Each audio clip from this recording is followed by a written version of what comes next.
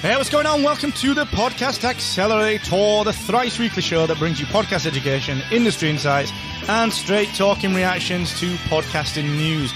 I'm your host, Mark Asquith, that British podcast guy and CEO and co-founder of Rebel-Based Media, the podcast tech company that creates the Podcast Success Academy, podcast websites, Productivity, Rebel-Based Studios, and Captivate.fm, the world's only growth-oriented podcast host, where you can get your first month of podcast hosting for just $1, and you can transfer an existing podcast in completely for free. So go ahead and check it out at Captivate.fm. Now, this is a bit of a bonus extra show. It's a look ahead at WWDC, Worldwide Developer Conference from Apple, which is coming on the 3rd of June, which is next week if you're listening to this as we recorded it. It's the 3rd of June 2019, and it's coming live at 10 a.m. Pacific. So today, I'm going to look ahead to that. And I've also got a bit of a special guest on the show, the CTO, that other British podcast guy, CTO and co-founder of Rebel-Based Media, Mr. Kieran McKeefrey. All right. Woo, woo, woo! In the house.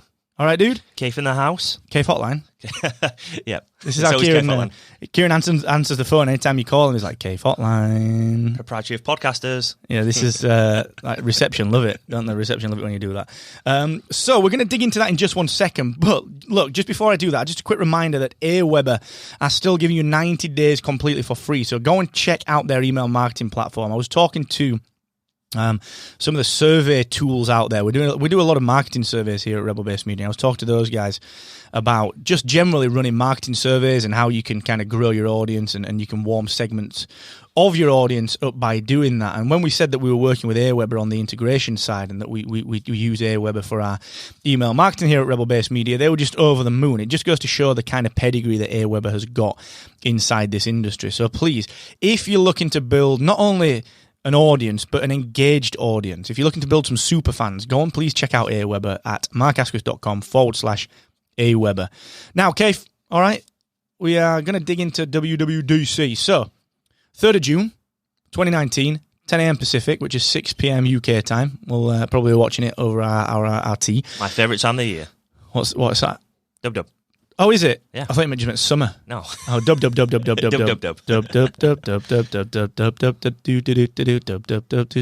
baby, a little bit of maybe mark there. Well, like Apple have took a little bit of a beating over the last year or so. So Spotify entered the podcast game. You've got Pandora entered. You've got Spotify buying Anchor and buying Gimlet, and all this kind of stuff out there. Like I've even I've done a few clickbaity posts like Apple are the biggest threat to the podcasting industry, which is essentially the notion is that, do you know what? They run the API that runs Overcast and Castro and Pocket Cast. Like, theoretically, should that API go away, that's a bit of a risk. We know it's not going to go away, but it is a risk, isn't it? So Apple have took a bit of a beating recently in podcasting, and especially when Spotify entered the game, there was all the predictions that it was going to become the number one podcasting platform in the world, which it still might do. It's certainly number 2, and Google rounding out the big 3, in my opinion. You know, when you look at the data, we're lucky enough to have top-level blind data and look at the Captivate dashboards and see the data. And Spotify is the number 2 streaming platform, the number 2 download platform, the number 2 podcasting platform. But Apple took a bit of a beating when it came to, well, you know, Apple have got to watch their back. Apple should be running scared. And it was kind of, when Spotify entered, it was all, like, it was just a bit rubbish, weren't it? Like, there was no real reason to beat Apple up like that. I know the podcasters feel underserved, but I don't get the whole stigma against, you know, improving podcasting for everyone. Like, what's the whole point of slating someone because they've come out with something new for podcasters? Yeah, exactly. I mean, I use Spotify for podcasts now. Just it's an easier way to listen to podcasts. Well, that's an interesting thing that I want to get into in a sec, because I'm the same. I use Spotify for all my podcasts now, and I want to kind of dig into that in a sec. But Apple, they've been pretty benevolent. They've let us do, like, they've not been this big evil. They've been very nice, and sure, they've maybe underserved us a little bit in the last few years, but actually they've left this open API out there. They've allowed podcasting, which probably costs them money if you think about it. You know, if you look at the ad revenue through the industry, $500 million. Apple takes that in a day in revenue. Each year, we're putting $500 million through, which is a day's worth of Apple revenue. Like, Apple have been all right. Like, they've just left us to it, which is kind of a good thing and a bad thing, isn't it? You know, we wanted more, but they certainly shouldn't be slated for that. No, definitely. we certainly won't be at this point anyway where Apple been involved in podcasts originally. I think it's one of those funny things where you kind of, like Microsoft back in the day, like Microsoft Office, and they got massive, didn't they, Microsoft, through everything that they've done. And then they got slated and bashed, and then Google did the same. They got huge, and then suddenly Google's the evil. It's sort of like in podcasting, Apple is a little bit of like the evil in podcasting, but they've been really nice to us.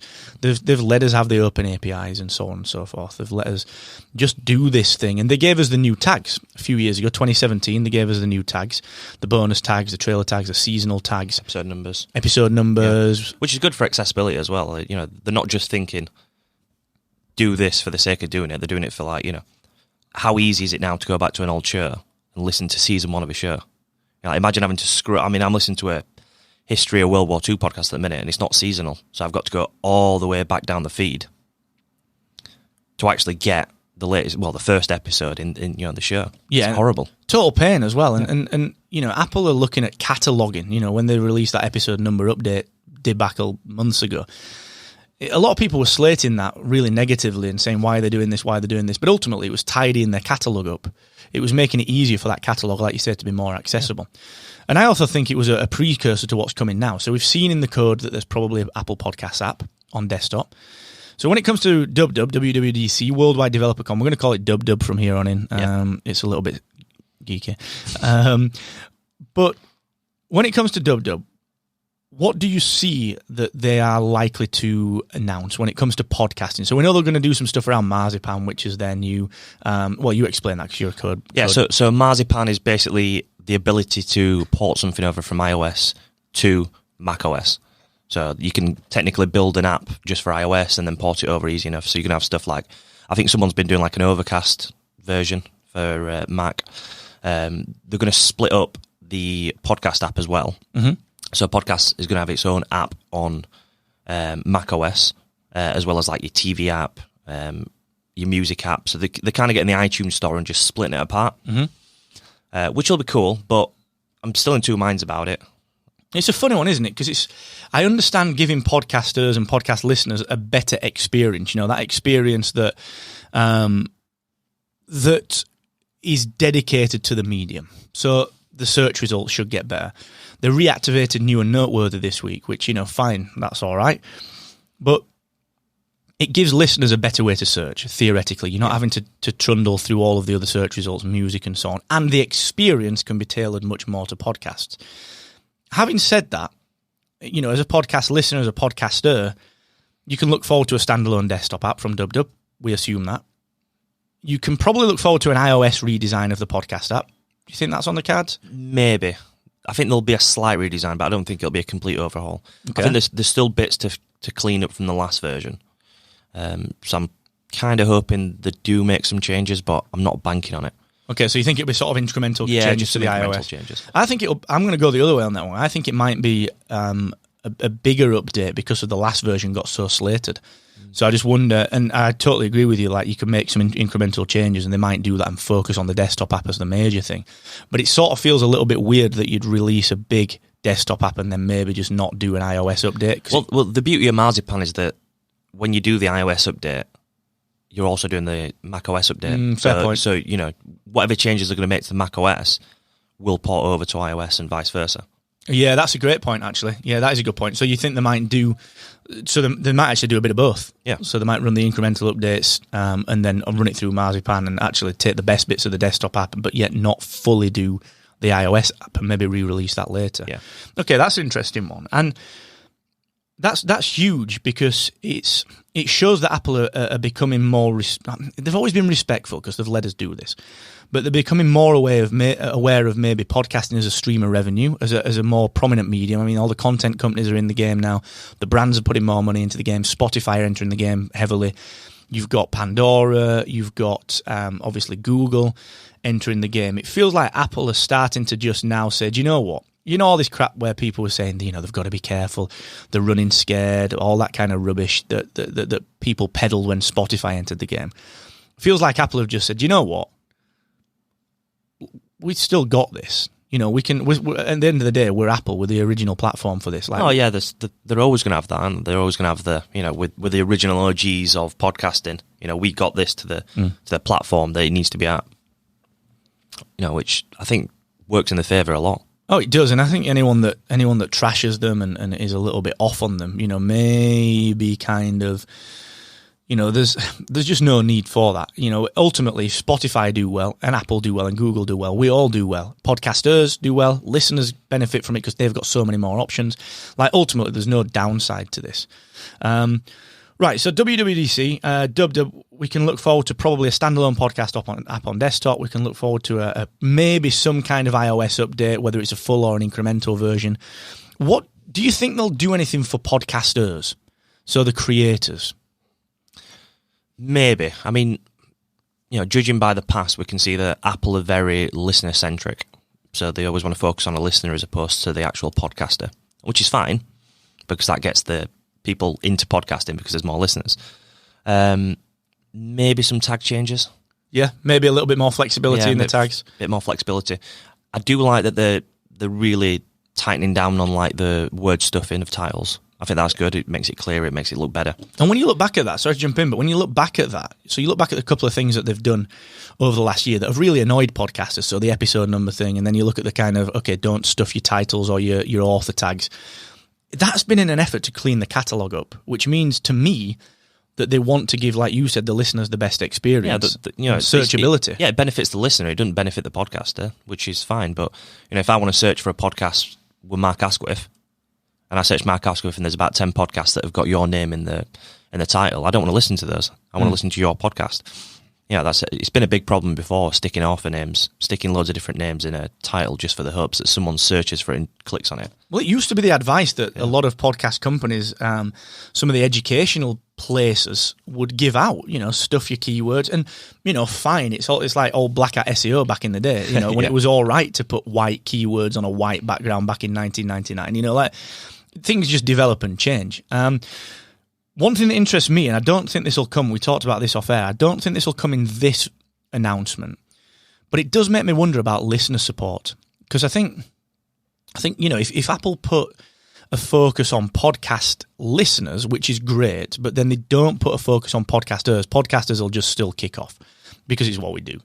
And I wonder if they will do something to allow. So if you think back to 2017, late 2017, when they announced all the new tags, the trailer tag, the bonus tag, like you said, seasonal episode numbers, all that kind of stuff. It makes me wonder, we said it right at the beginning, and I talked about this at Podcast Movement, what's the point of the bonus tag? I know today I'm going to put a bonus episode out. This is it. And it will show that this is out of the normal chronology. It's just a bonus episode. But do you not think that either this dub or down the wire, because of the growth in listener-supported payment models and revenue models for podcasters like Jonathan Oakes, if you're listening. Jonathan Oakes, Aaron Mankey, us at Spark of Rebellion, you with your golf show, a lot of it's listener-supported stuff. Do you not think that they might in the future, either now or in the future, do something with that bonus tag where you can optionally set the ability to pay for that bonus content? Yeah, there's no doubt in my mind that they'll do that. Bare minimum, I think they will do the support this podcast tag. Mm-hmm. I think bare minimum will do something with that. They do that. They do that in the show notes. So in Spark of Rebellion, if you guys fire up your podcast app now, fire up Spark of Rebellion. It's got myself and Gary Haler as the host. Search for that. Scroll into the show notes. We're a host on Captivate.fm, obviously, and we support the donation links. Apple already do that in the show notes. So there's a little text icon that says, it's not a text icon, it's just a bit of text, support this show. So you're saying that you think they'll do more with it? Well, that actually is not anything Apple have done. That's just actually in the show notes. So a support this podcast actual tag is just at the end of every show notes. Mm-hmm. It's just like an anchor where a specific reference on it. What I think they will do is a specific button or something. I think Overcast have got something where there's a little support this podcast. Yeah, so a lot of the apps like Himalaya and so on exactly. are doing it, so I think that'll be something they will do. I don't know yet, though. This just goes back to, are they doing this for the listener? Are they doing this for a podcaster this year? It feels like they're probably, podcasters give them so much grief. And when you look at Stephen and the guys who work at Apple Podcasts on Twitter and you kind of have discussions with those guys, They do take a bit of a beating sometimes from the disgruntled podcasters that just don't see that this is a longer game. Apple need to make catalog-based changes, technological changes to allow the new version of podcasting, which I think is developing. This much more revenue-oriented model, this much more financially minded model where the brands want a bit more accountability and all that kind of work. So it's interesting. I agree that maybe they're not going to do anything now, but I do think they have to not only do something for podcast listeners, which I think is obvious. When you look at the Edison research, you look at the Infinite Dial and the podcast consumer, Apple would be remiss not to do something in that space for the listeners, and I think they will, like you said. Standalone podcast app on desktop, standalone podcast app, maybe an iterative redesign or a full redesign on any iOS devices. I think they'll tweak their search and their recommendation algorithms. I think they'll make their indexing better. I think they'll do something around discovery. Yeah, I think what your friends listen to as well. I think that could come into it. Oh, so a bit of social work. Social work. Like what podcasts I can see what podcasts you listen to and vice versa. I think that'll come into it. And I think they can be really clever with that and really work out your friends, your recommendations from your friends to give you something bespoke and custom for discoverability. So if you listen to your 10 science podcasts and I've listened to one science podcast, it'll refer me to any of your podcasts that you've been listening to and you've maybe left good reviews for. There's a lots of stuff in discoverability I think they should be doing and could be doing. And I think algorithmically they could do something quite interesting with that, because you could do something where it's where you actually recommend just one episode. So it's like, okay, you listen to the quantum physics episode of this science podcast with Neil deGrasse Tyson. Okay, you don't want to listen to the full podcast. Actually, here is just one episode on quantum physics from this other show. And if you like go and listen to it. Just go and listen to that one episode. So I think you're right. I think discoverability could be done very, very well with social sharing. And there's a few apps that try and do that. Yeah. And I think one of the challenging parts of this is that ultimately, like any app that comes into the market without a very strong USP can't really compete with Apple. Like Overcast have done all right because it's kind of this little kind of scrappy startup from Marco who used to work at Apple. Let's be honest, that's why the traction started. And you've then got Spotify, who've got just billions of users for the music side of things. But any new app that comes into the space and tries to do recommendations, social sharing, all that kind of stuff, the second that Apple puts something in there or Spotify puts something in, that app is kind of dead in the water. Oh, definitely, yeah. I mean, the only reason that you have like an Overcast or something that's doing really, really well is because they are bespoke for podcasters. Mm-hmm. Like it's, they're pushing updates out constantly, and Apple don't do that. Apple do the updates, the big updates once a year. With the with dub announcements. And then they do the iOS releases. And they do their tiny incremental changes, but they never do big overhauls of stuff every single 3-month period. So it's that agility that a small business... a small business can kind of go out and, easily smash out some updates to make it better, like the support tags. Mm-hmm. Yeah, Apple might have been a bit slower at it, but that's because they just don't jump on the bandwagon of adopting something so quickly. Yeah. They like to see it out, see how it's playing out, and then they'll go for it. Well, that actually raises another interesting point, which is... There's an interesting perspective on this, which is that Spotify are putting so much money into educating the wider public on the benefits of listening to podcasts. And I said this on a show with Jess months ago when Apple were getting slated because Spotify had bought Anchor and Gimlet and all, Apple you need to watch your back and all that kind of guff. And I thought, well, wait a second, actually, Apple don't need to do that. They need to just do what they've always done, which is like, you remember when they did the drag down notification center on iOS? Yep. Everyone went nuts like it was the first time they'd seen it, but Android had been doing it for years. Similar sort of perspective, let Spotify spend the money on podcasts and educating the general public, like my mum, on the benefit of listening to a podcast. And then suddenly Apple are like, guess what? We've always done podcasts. Now it's even easier.